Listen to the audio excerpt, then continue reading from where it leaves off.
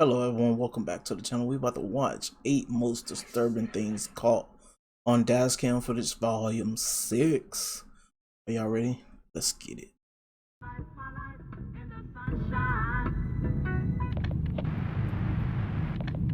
Love that. At around 11 p.m. on December 6, 2016, a man named Julio Perez went with his friend to a convenience store a couple of blocks away from his house. According to what he shared online 2 days after, his friend had been afraid to go by herself because the store parking lot was known to be unsafe after dark. After spending some time at the store and buying dinner at Carl's Jr., Julio said bye to his friend and pulled out of the parking lot. But just a few seconds later, a red car can be seen pulling out of the same parking lot and starting to follow him on his way home. Disturbingly, as soon as Julio arrives at the stop sign, the red Chrysler can be seen pulling up right in front of him and blocking his path. Backing up. So, I'm putting that bad boy in reverse. I'm going to the cops. I'm going to the cop station. Nah, it depends. If I recognize the car, we're gonna have a problem.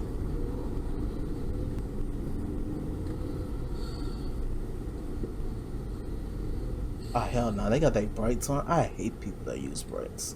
They make me want to buy a pistol and just shoot their lights out. Backing up. Backing up.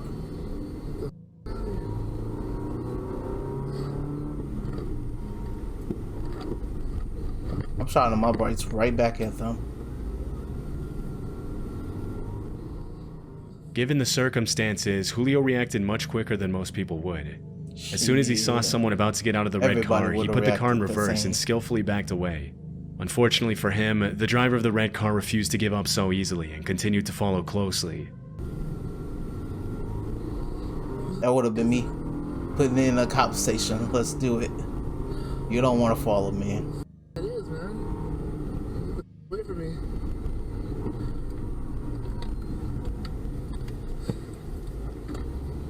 Yep, hit that U. Oh, turn left. I don't know who that is.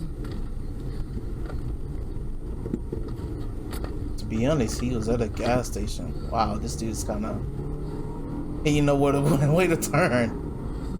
You'd have probably just went to the gas station, bro. What the f, man?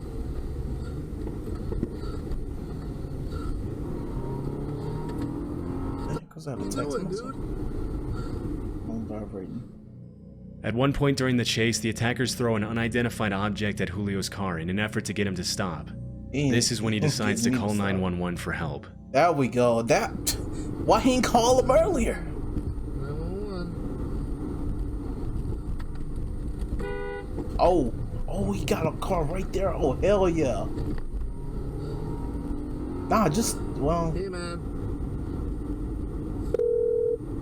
911 emergency. Hey, there's a car following me. He's throwing shit at me. I'm on Lomas going eastbound, and he's I don't know what he's doing, man. Hey, Lomas, and what's the closest cross street to Right you? now, San Pedro. It's a red light. Holy shit. I mean, they're I don't know what they're trying to do, man. Oh my god, man. Do you see what it looks like? It's a red Chrysler 300. Holy cow. Are they still throwing things? They're just right behind me. I don't know what they're doing, man. Although the 911 operator was probably dispatching units as they spoke, it would have probably taken the officers at least a few minutes to arrive, which would have been extremely dangerous for Julio. Luckily, as he's on the phone with the dispatcher, he spots a cop car stopped at a traffic light and pleads for help. Oh, yes. Right behind me. I don't know what the hell is going on. Oh, there's a cop right next to me.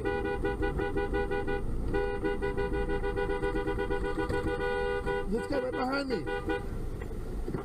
Hold on. Hey, this guy Are right you here. still there? This guy right here.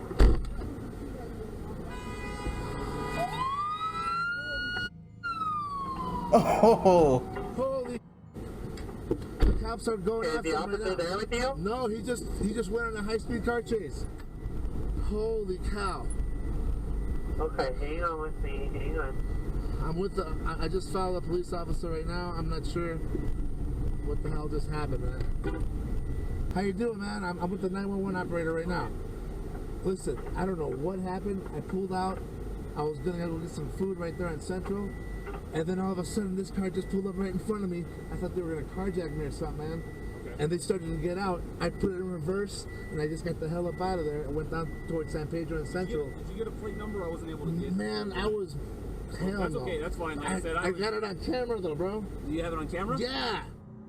Unfortunately, the suspect managed to get away from the officer during the high-speed chase, and it was never confirmed what his intentions were that night. But judging by his behavior, it's more than likely that this was an attempted carjacking.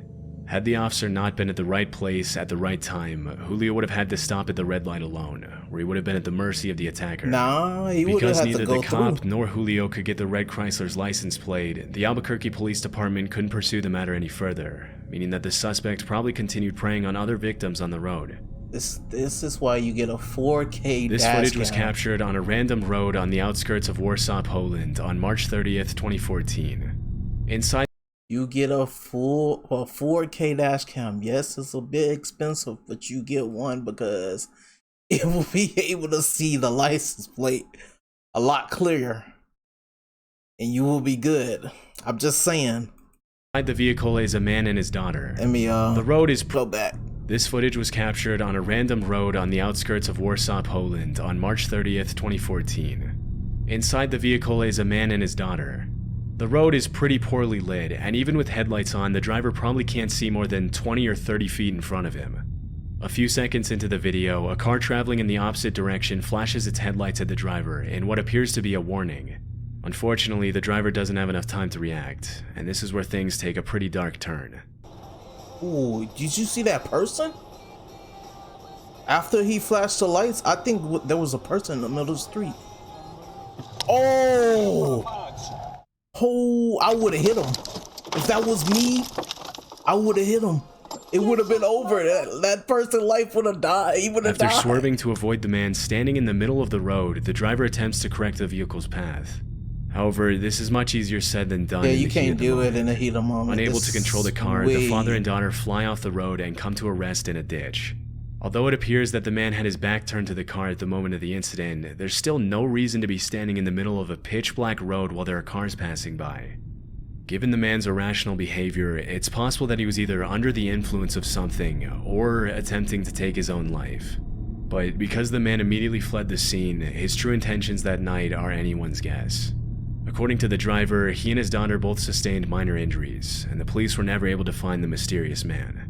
My daughter in the car, she's finna witness a murder, so I'm sorry. In 2018, Lauren and Brian like Swenson were in the process of opening a CrossFit gym in Nairobi, Kenya with two local trainers. We're gonna call it cops. One day, the Utah couple were on their way to do some filming with their trainers to promote their gym when they suddenly came across a traffic jam on the main road. Soon after taking a detour on a dirt road, the Swensons and the trainers passed two officers on foot with weapons who gestured for the couple to give them a ride. For reasons they didn't disclose, they chose not to pick up the officers and continued driving until they came across a white public transport vehicle stopped in the middle of the road. Although the couple didn't notice at the time, the driver of the white van tried to warn them with his headlights, but they missed the signal, and this is where things get disturbing. I'd rather assume they do and not. Yeah. Drive forward. Cross. Yeah, drive forward. Drive forward. Hey! Yeah, drive forward. What the hell are you backing up for? You go forward. Going back, they're gonna catch you. Just as they pass the van, three men armed with machetes appear from behind the vehicle and charge at the Swensons' car. Reacting quickly to the situation, the driver immediately shifts the vehicle into reverse to gain some distance. As the men get closer, one of the trainers instructs Brian to drive forward, and as he does, one of the attackers tries to reach through the window with his machete. In a Facebook post she shared after the incident, Lauren mentioned that when they first saw the bandits, Brian's window was only partially up, and that he sped back in reverse to buy some time to roll it up. Okay. When the bandits attacked the car, the window was cracked a couple of inches, but luckily it wasn't enough for the machete to fit through. As Brian speeds away on the dirt road, one of the trainers mentions that he could see cops arriving at the scene. The cops? There are not even cops? The cops behind. Yeah, they're running away. Dang! Oh, gunshots. No, they're running up to them. Let's get out of here. Alarmingly, a shot could be heard behind the vehicle, presumably just from the heard a confrontation gunshot. between the cops and the men with machetes. In her Facebook post, Lauren mentioned that if she had picked up the officers or even let them ride on the side rails as they went up the road, they would have likely opened fire on the bandits. Luckily, the Swensons and the trainers were able to ride away safely, but it was not confirmed if anyone was hurt after the encounter. In May of 2021, a series of storms swept through West Virginia, bringing winds as strong as 70 miles per hour to the region. On May 26th, a woman named Amber Revis was driving down Route 51 in Jefferson County when power lines started falling across the road. This is what her dashcam captured.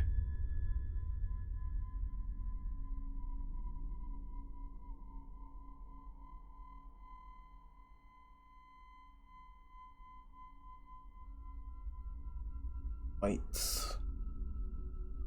Oh no. With a swift maneuver, Amber manages to swerve off the road just in time to avoid the impact of the power lines. She later uploaded the video to Facebook and thanked the people who stopped to help her. These situations are incredibly dangerous for more than one reason.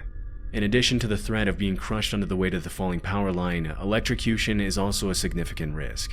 Oof. If a live power line makes direct contact with a car or even comes close to it, the driver can be fatally electrocuted.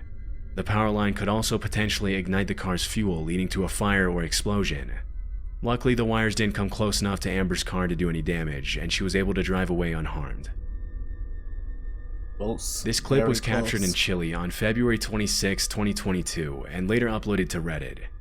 In the footage that was captured by the driver's dashcam, the white car in front can be seen braking more than is necessary and moving a little suspiciously down the road that leads up to a tunnel. The driver with the dashcam keeps his distance as the white car comes to a complete stop, and this is where things get interesting. Uh-oh, time to wreck the vehicle. Don't put me in this situation, cause I'm getting a gun. That'll be the last time they do that. Like I said, time to wreck the vehicle.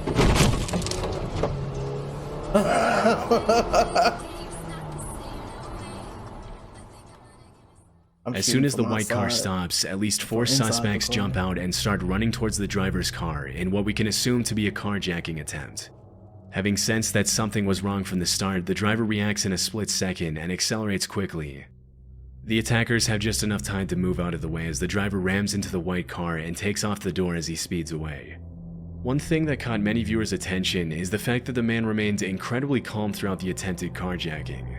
His awareness of the situation and quick thinking ultimately kept him out of harm's way, and based on his behavior, it's very likely that this isn't the first time something like this happened to him.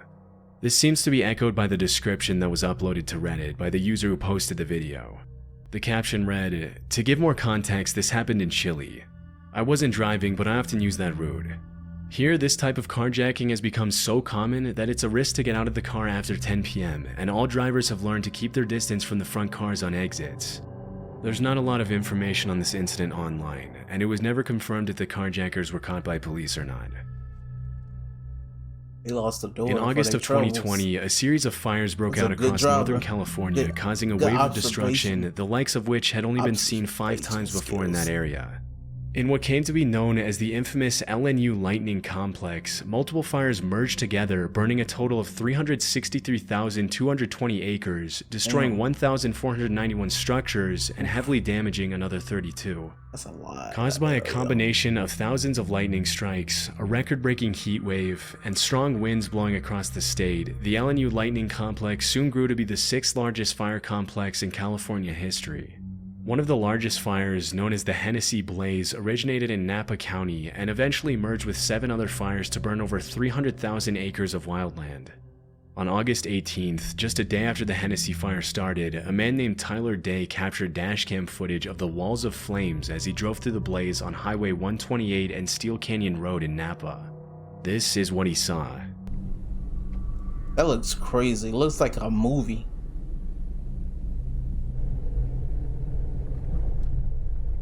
Looks very dangerous as well.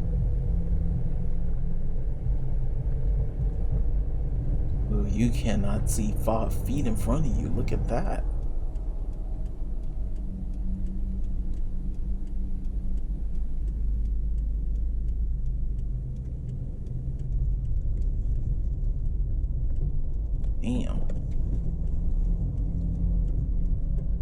You have to turn around. Look at that.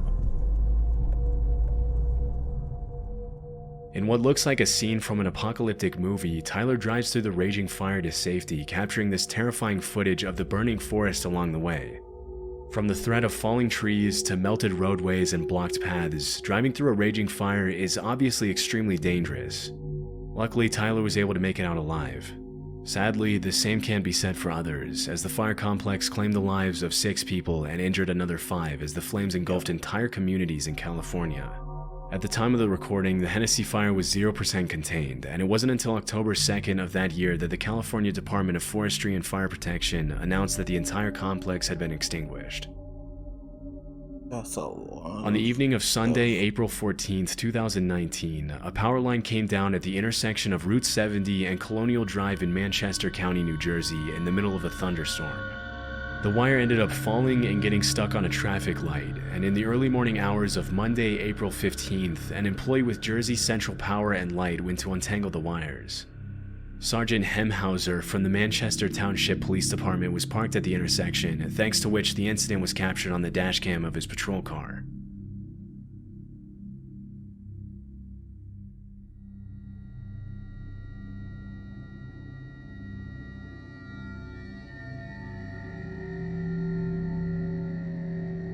Is that enough to protect them? In the footage, the worker can be seen untangling the wire and pulling at it in an attempt to get it unstuck. Of course, for this to be safe, the power line would have to be de-energized, especially if the ground was still wet. In a later interview, Sergeant Hemhauser claimed that he was under the impression that the power line had been previously de-energized, and it seems as if the worker thought the same thing. But just a few seconds into the video, the worker gets the scare of a lifetime when the power line touches the ground.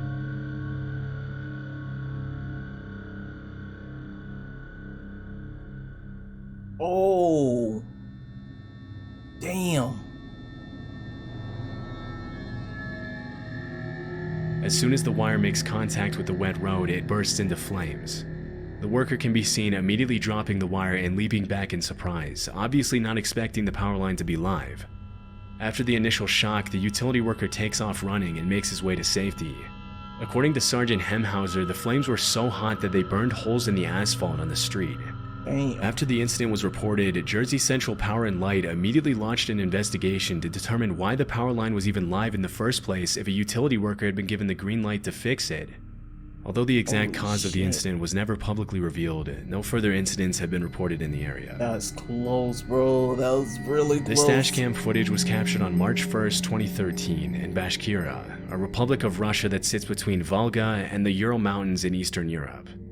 In the video, a tornado can be seen quickly approaching the vehicle and the adjacent house. What follows is a shocking display of the sheer force of nature as the 130-mile-per-hour winds wreak havoc on the house and its surroundings. That dude just got out of the house, too.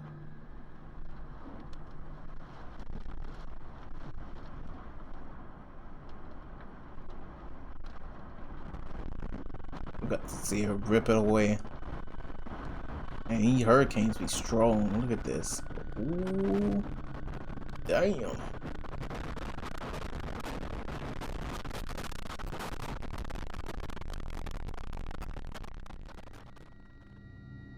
At first, only the tree and some tarp that was flying on the ground can be seen moving in the wind. But just a few seconds later, the roof is ripped off the house, the vehicle is thrust forward, and debris starts flying everywhere as the tornado rages on.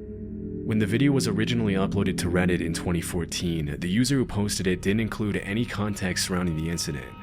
We can only hope that there was no one in the house when the tornado struck, but we'll likely never know if that was the case. Damn. That looks so crazy.